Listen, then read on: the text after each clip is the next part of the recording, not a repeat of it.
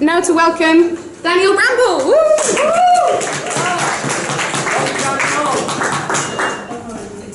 Okay guys, just a brief outline of what this session is going to be about.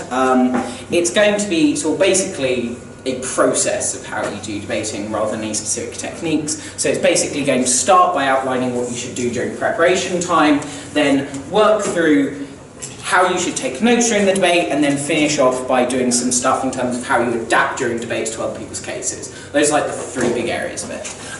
One sort of like intellectual health warning I think should come with all training. Most of the things I'm going to be saying are what I think are effective and what has worked for me and the people I know. That is not universally accepted. I do not have access to objective truth on what is good debating. So like, try this out, and if it's not working for you, don't stick to it. If it's not working for you, don't do it. Okay then, so roughly, how should you go about prep time? So, if you are opening government, opening opposition, you should stick to this rough sort of timeline. It doesn't have to be exact, but this is to give you an idea. So what do I put up there, just because it's hard to read my handwriting? So the first, like, 2 minutes, you should be trying to figure out what actually is the debate about. Like, what is the comparative at play here? How do we go about winning that debate? Then you should go into, for like, the next section of prep, so I put it as 3 to 9 minutes, generating arguments based off of that. So generating your ideas and things about this. If you're saying opening government, you'll be generating a model. In terms of when to do a model, if you're in opening government, I think it's usually useful to think about your model at the beginning when you're generating your case. So that's when you come up with the bulk of the model. Given you are proposing to do something, your argument for why you are doing it should probably stem from what exactly you're doing. So it makes sense to generate most of the arguments after the model. However, once you've thought about the rest of the debate, you should probably come back and just check over your mechanism, has all the features you want included, is there anything you want to tweak about it? Basically like a good sense check on the mechanism you've written up thus far. That would fall in this last section, which I call structuring. Okay. Then you go into the filtering stage. So this is when you take your generated argument and think about like which one of them you should run, why are they important, those kind of things. You start making your strategic choices there, and then finally you get into actually structuring your speeches. Note this is like basically how you do top half. So how do you go about doing these things? So understanding what the debate is about. So first thing here is, this is a technique that you mainly develop through repeated practice of doing debates and prep times to roughly figure out what motions are about. It is like muscle memory almost, where you develop it through practice. It's like playing an instrument, where you develop the instinct that you can sort of guess what a debate is about very quickly. Like most of the top debaters who have been doing this for many years, you just give them a motion and they will probably be able to tell you the main arguments on both sides like that. That's because these things come with just repeated practice. But what should you be going for here? You've got to be understanding what these sort of like big clashes are in the debate. So what is up for contention? How do you do this? Well, there are broadly a couple of ways you can think about these sort of clashes. There are some clashes which one side, proposition or opposition, are almost definitely going to win. So in a debate about sanctuary cities motion, which was done at Euros, which was this House supports sanctuary cities, which are basically these cities in America where you don't ask people for any of their like documentation, so you don't try and see if they're an illegal migrant. So this is basically meaning that legal migrants can like go to the police without any checking on their documentation.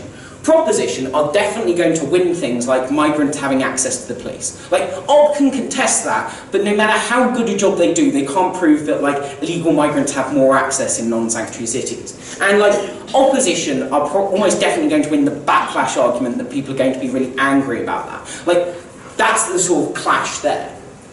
One side's going to win them both. So the debate isn't about like necessarily winning those things, and you're not going to like win by focusing on that, but it's about proving why the areas of clash you win outweigh the other areas of clash. So it's a debate about what is more important, so outweighing their claims with yours.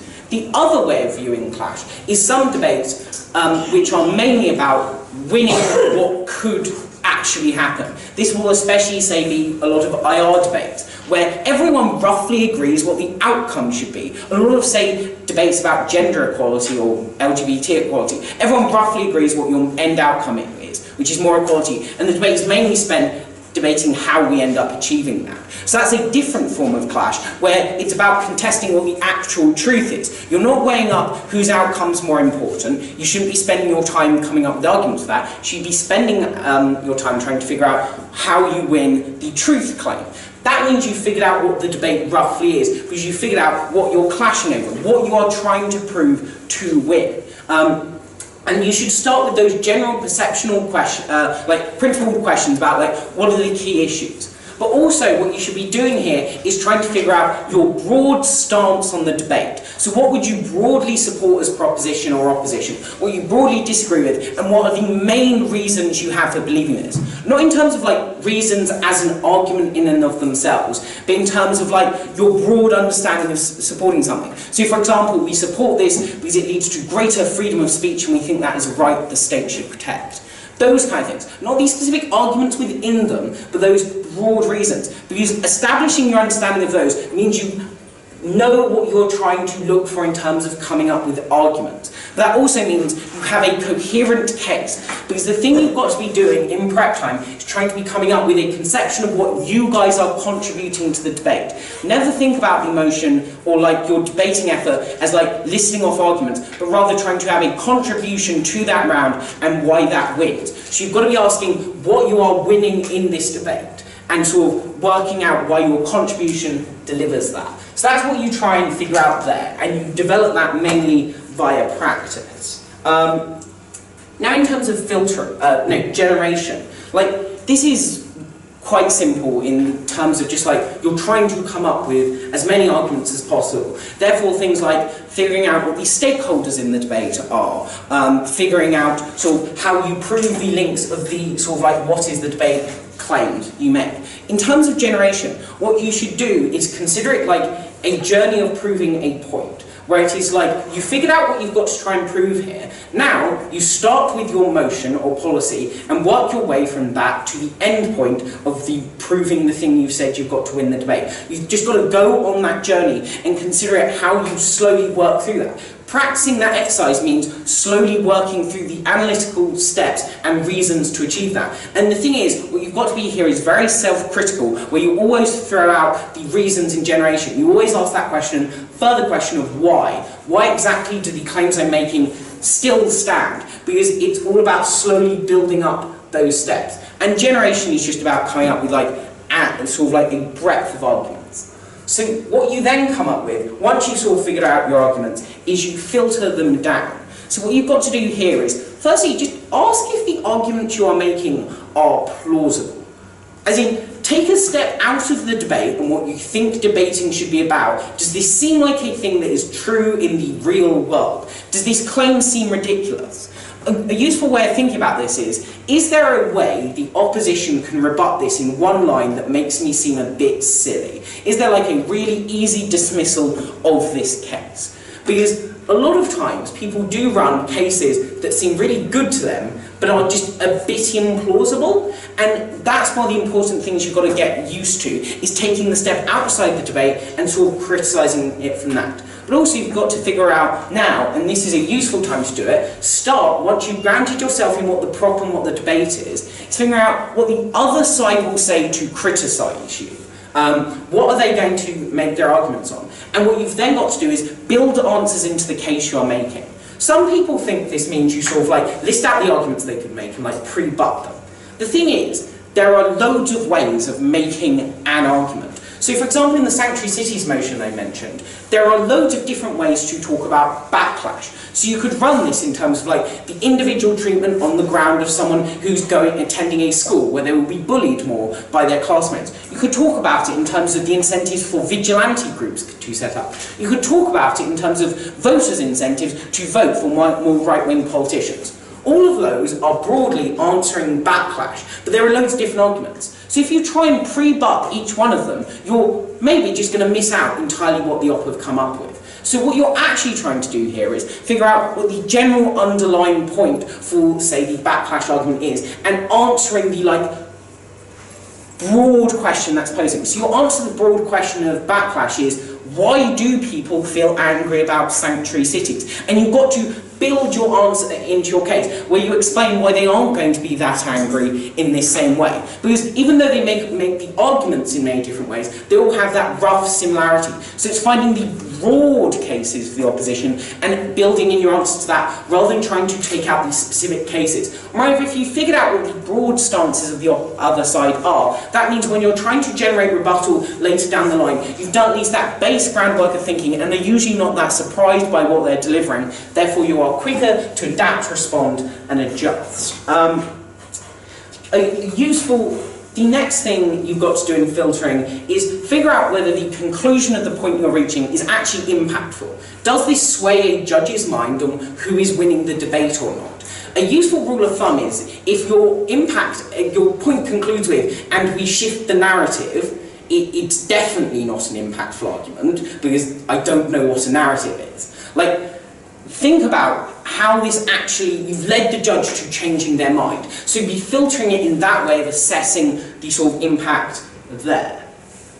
So then you come to this final bit, which is structuring, which is where you figure out how you put together all the arguments into your case. How do you do this? You broadly figure it out in terms of, firstly, answering the questions and what the debate's about, but also try and figure out how to structure your speech where there is a clear and logical progression in answering the questions of the debate. For example, you start by proving an action is legitimate, then you prove it is an action the state should take, and then you prove why it's effective in its achievement. You show a clear logical progression of your case. So try and think of your speech as a united whole and see whether the message flows clearly through it and whether it reaches that end goal. Do the points you're making line up in like an order that leads to an outcome? Don't just think of structuring your speech in terms of, I figured out a structure of 2 points. Figure out the structure of how it develops throughout the entire speech and whether that is seen clearly. That's what you've got to be trying to do there. What is also useful there is, if you're doing that, you're likely to remove potential repetition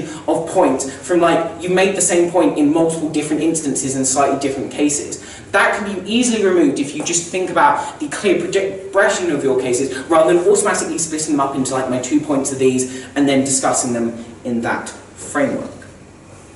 So, the other things you should do in terms of this is, firstly, usually write down everything you're coming up with in prep in some way. Like, note it down in some form. Because worst case scenario, you throw it out later if you're writing it down. Like, that's not much damage except maybe to the environment. Whereas if you don't write it down, worst case, you forget a really good argument and you're therefore disadvantaging yourself in the debate. So you do this broadly when you're making arguments by just chucking up, like, the headings of each argument and maybe each subpoint on different sheets of paper. That means you are making sure that you can fill in the details without committing yourself to definitely making that argument. I'm going to talk about that a bit more in terms of making the note. But also, you should broadly have the first speaker doing most of the writing in their case, because they're the ones speaking first. They need to have the material out there. They generally need to have the most important points in the debate. The thing is, the construction of that speech needs to have the second speaker not just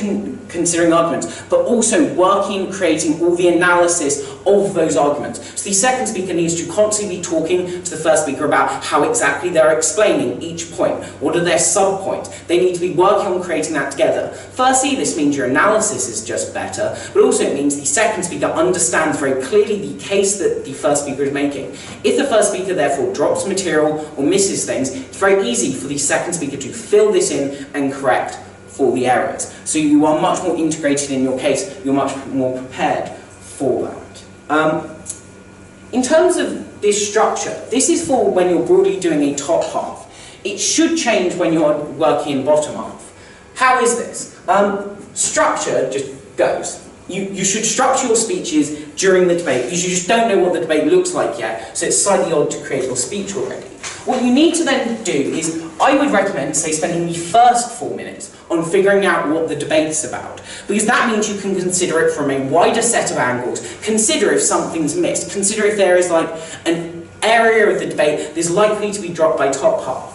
This means you've just got a better grounding of what the debate's about, and that means it's easier for you to figure out extensions later when you think you understand the round and the motion more. And then basically, the entire rest of the debate this time is just argument generation, and you should be filtering as you go through. So be coming up with lots of different points, and then question yourself on whether there is automatic rebuttal or what their importance is as you go along. That means you can decide which one of them you think are better extensions or not, but you need to be doing that process throughout. So the entirety of the time is just coming up with as many arguments as possible, coming up with as many ideas as possible, and thinking out how they would play into the debate context. So that's what you need to spend most of your time doing. And the thing is, lots of teams often assume that coming up with lots of arguments means you come up with loads of different arguments, rather than doing the obvious thing, which is there are lots of different ways to prove the same important point, figure out the different ways of proving it, and then you can explain why they're better.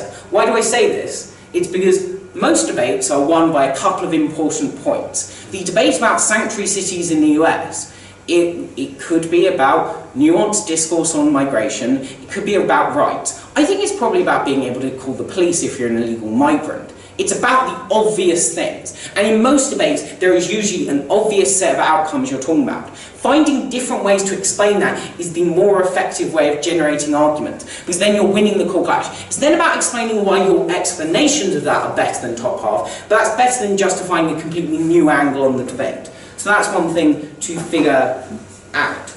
Also, when you are writing stuff in the bottom half, don't write too much, because you may spend ages writing down the analysis of an argument you ditch later. Just write the headings of that and key points of analysis that you're likely to forget, rather than spend your time trying to analyse each point. So, next thing was how to take notes. So I did prepare a set of notes, and then I got them into PDF form, but apparently these computers are terrible, so don't allow me to show that. I could barely read them. So I do have these set of notes, and you can look at them afterwards. But I'm going to broadly talk through what they say. I may try and write them up, but that'll take a while. So, I've broadly written out the set of notes for the sanctuary cities debate and how I would go about, say, doing a DPM speech and stuff with that. So, broadly, let's look at these. The important thing I do is, and the important general tips for notes are these. Firstly, make sure your notes are readable while you're speaking. This sounds really silly, but loads of speakers write their notes like they would normally.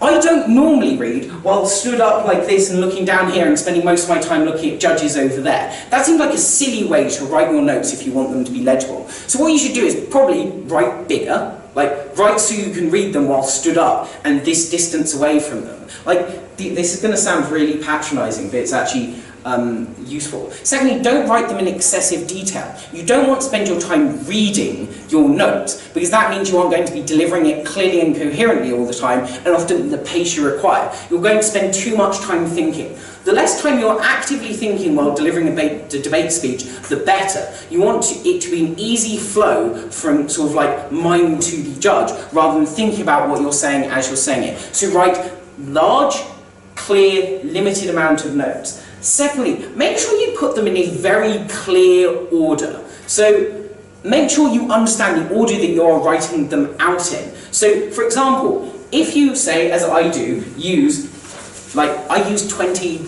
sheets sometimes for things. I do this thing where I lay them out in 2 piles. First pile is my first point, my second pile is the second point, and I turn them over as I go through them. So I have a very clear understanding of the exact order I'm progressing in. Lots of people don't have this clear order when they're doing it, so always make sure it takes you on the exact progression you want to do that. While the easiest ways to ensure achieving that is to write your sub-points on different sheets of paper. That means you can change the order of them by just changing over sheets of paper, rather than, as a lot of people do, like writing loads of arrows that change the way the point progresses. This means you can just rearrange and adjust your speech as you're going along. And especially if you're, say, an extension or bottom half, you may want to get rid of arguments you weren't going to write otherwise. Therefore, being able to just throw away a sheet of paper is probably better than scribbling out a load of analysis. That's often how people end up going, I've got 5 points of extension, then they realise they've scribbled out 2 of them. It sounds silly, but these make you sound less persuasive, but also mean you stammer, you waste time, and you lose about 30 seconds, some speakers do, with this inefficiency. The final thing is, I would say use colours a lot, because that makes it clearer when you're reading it, because then it's obvious what's rebuttal than rather reading the headline of what rebuttal is, or remembering the order that you're making it. Basically trying to reduce the amount you're having to think about it. So, One of the exact things I've written on each set of notes, I'm going to try and describe them and you can look at them later. So I'm also going to put the PDF up online. So the first, this is just how I write out a normal point. Really big heading, which is why the USA owe duty to illegal migrants. I've just got like, here's a subpoint, here's a subpoint. But like, big gaps between them so I can fill them in as I'm going along. Then it's like, the US economy generates demand for them. Secondly, the effect of the US on other countries drives them to go towards the United States. This isn't much explanation of them, but those are the key headings I need to understand the point. I wrote up those notes 2 hours ago, but I know exactly what they mean. So you've got to be figuring out the exact triggers in your mind that make you realise out the points. You get that mainly by practice, but also you should probably know those things as you know yourself. So writing out those sub-points, maybe use clear use of arrows and those kind of things to show the progression of points. Well, the easiest ways to divide up explaining and analysing a point are to either write it out in a series of sub-points where you can basically list them off. That just is a really easy way to explain them, and having a very clear structure for the judges to write down, or have a clear, draw basically a flow diagram for your point where it progresses from like one bit to the next. That means you can give a very easy narrative to the debate. So, the important things in terms of this are, firstly, if you say struggle with impacting arguments, have a separate sheet of paper on which you write out in very large words, impact or harm. That means you remember to explain them and have them very clearly set out as a separate thing within your speech. Once you get into that habit, you're more likely to accentuate those things when you're talking them through. So, what do I then do in terms of making rebuttal? So, this sheet of paper, just fold it in two, like this sounds so patronising. But I basically write down the main headings and the arguments they've made. I would usually write out a lot more than this, but I was working at the time, so I took liberties in how I'd write this. But I write down all the arguments they're making on the left-hand side, and then I jot down my response on the right. Note, I would never take up the sheet on which I make notes about the notes for rebuttal to speak with me. That is because reading the section here and then reading the section here is really hard. So what should you do? You should make notes on what the other side have said and maybe some thoughts on how you rebuttal. Then you do this thing where you write out your rebuttal like it's an argument. This is the problem lots of people have when making rebuttal. Oh god, I'm woefully timing this. So the problem most people have with Okay, we'll do 10 minutes. But the problem people mostly have when doing rebuttal is that they counter-assert and try and respond to an argument of, say, 2 minutes with a couple of lines. No, rebuttal is a counter-argument, therefore you need to explain it with the same level of analysis you would any other argument within the debate. How do you do this effectively? You write it out in the same way you would develop most other points, where you write out as basically your argument is disproving the other side. Therefore you spend your time explaining how you go about disproving that specific argument, explaining why it's untrue. It's basically the inverse of making any other argument. I also, as you noted, write out in the red, so I just know this is a sheet of rebuttal. It just makes it easier to understand. So what you should be doing is taking your notes on what the other side have said, but then writing out your rebuttal separately. This means you have a much clearer form of rebuttal. Moreover, this means you can structure rebuttal in a way you wouldn't have otherwise. Delivering chronological rebuttal of what the other side said means that firstly, if they've structured their speech badly, you've just structured your speech badly, but also means they get to control how the debate's occurring, rather than you taking control of what the debate is about and the key issues. Moreover, especially when you're later down in the debate, the Prime Minister and Deputy Prime Minister may have made the same point, but in slightly different ways. If you're writing out your own separate rebuttal, you can group those things together and respond to them at once, rather than doing the thing where you rebut the Prime Minister's case, then you rebut the Deputy Prime Minister's case, and you rebutted the same point twice. It leads to less inefficiency when you control it. And then when I'm writing the summary speeches, I'll usually, and this is also useful if you're an extension, what you should do if you're an extension is take detailed notes of what the first team is saying if they are running similar points to you, because now you can understand their arguments, the analysis, and see the holes they're making. If they're running a very different case to you, you don't have to take that many notes, you don't have to do that much effort, because you're not about differentiating yourself within them in the terms of content. What you should do in the summary is broadly keep track of what the top half is saying and take decent notes of that, take your rebuttal notes you would have any other way. But don't start writing your proper speech. I would say at earliest, you say if you're a government whip, start writing your speech at after the DPM speech, probably start writing it a bit later. This is because you should be figuring out what the arguments each side is making, but only slowly bringing together the exact outcome you are sort of reaching, because you won't know yet how your team fits within the debate. How do you then therefore write this down efficiently? You can write like the headings of the arguments you're going to respond to down, but then group them into points and actually write out the analysis and the speech part of it much later in the day, but still have like the headlines you're going to respond to. So you've got to be doing that much later in the day than you would have otherwise. And you use your notes to accentuate what you're doing differently from top half in summary. So make it clear. I would often use black to write out what the top half said, then in green I go, and what we explained differently was this. So I knew the transition and when to start emphasising the framing of why we were different to the other team. Make it a lot clearer in doing that. One of the useful things you can do to make your note-taking more efficient is to take very detailed notes on the first speaker from each team, so you get an exact understanding of what their case is. And then you spend your time going,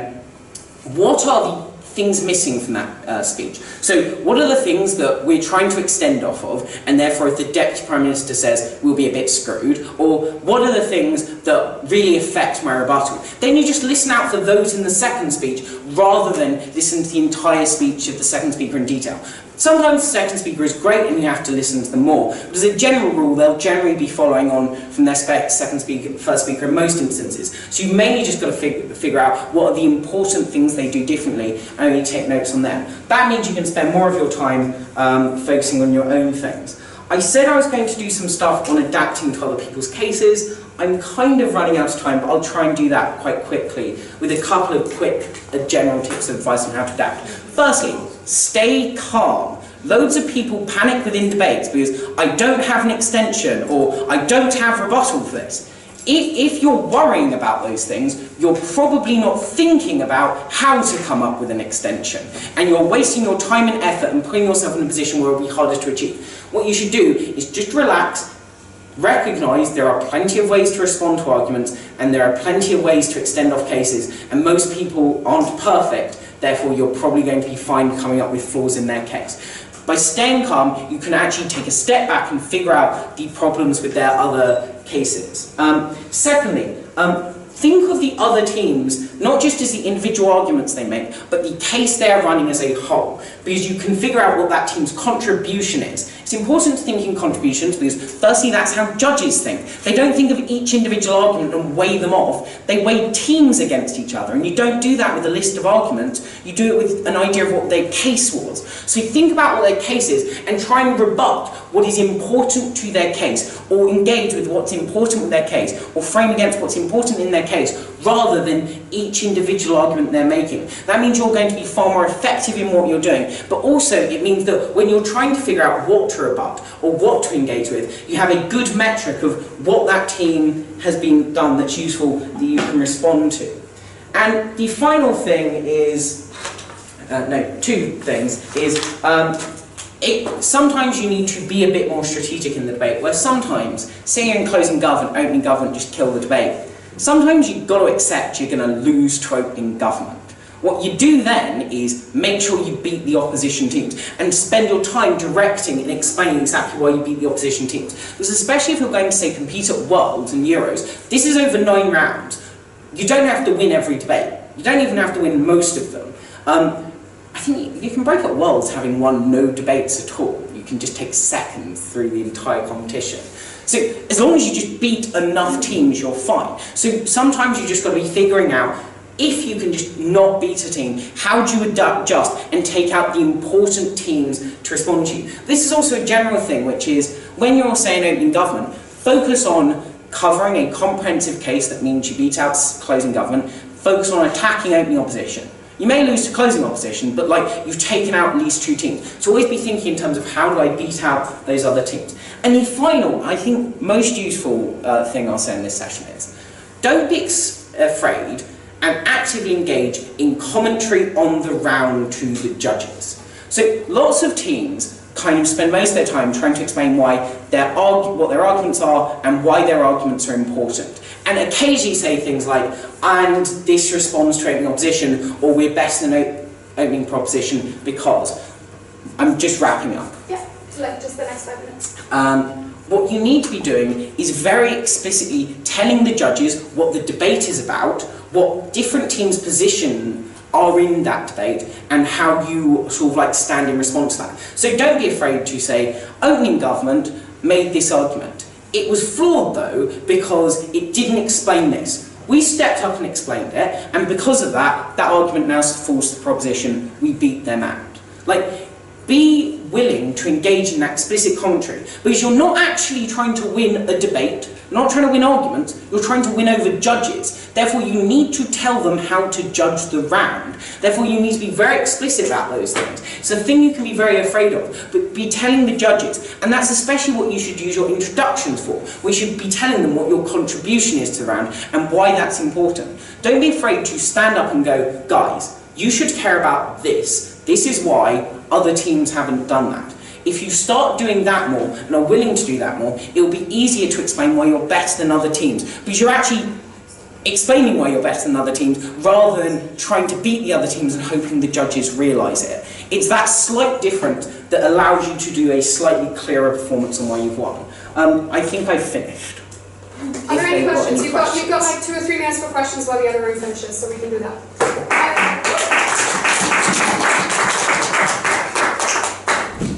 Yes? If your opening half runs something completely batshit insane, what do you do? So, there's a first stage here, which is where you've got to figure out whether that is at all reasonable. So, if it is completely nuts, then you are probably entitled to just ditch that debate.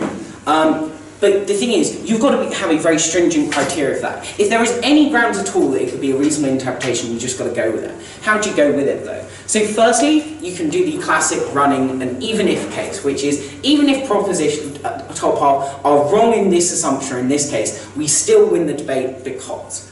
Or you can go, guys, top half has shown you in a certain set of instances what will happen. We completely agree with them. However, in a characterisation, the op I'm more willing to go with, we think we still win this debate. Because the thing is, like sometimes an opening, like the top half will have done something terrible that the other side really love and jump up and down on. The thing is, they're shooting fish in a barrel, right? They're not gaining much ground from doing that. Sensible teams on the other side will want to have a moderate and clear debate with you because they look better by doing that. They won't tank their speaks by just like kicking on the team that ran something a bit silly. So they will want to engage with you in that. So if you can bring them round to that, that's probably better. Like, judges will mostly have sympathy with you. If you try and offer moderate interpretations of what the round's about, you'll usually do fine. Just at times, a lot of the way to get around those things is with linguistic nuance. So, like, a lot of the times you can contradict people without sounding like you contradict them.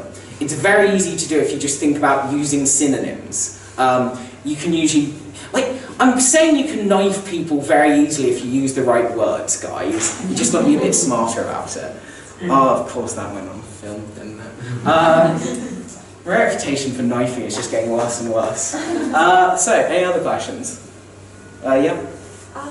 So about, like, subpoint structure, one thing that I struggle with is even if I know that I should have it, like, deciding in what order things come, because if you're going to do a framing of, like, what the problem is right now, you're going to do, like, analysis of some stakeholder, you're going to do, like, something else, like, how do you actually decide on the order of things, of, like, how you go on about proving things? Because sometimes it's really easy in terms of you just do a linear progression of thing A happens, thing B happens, thing C happens.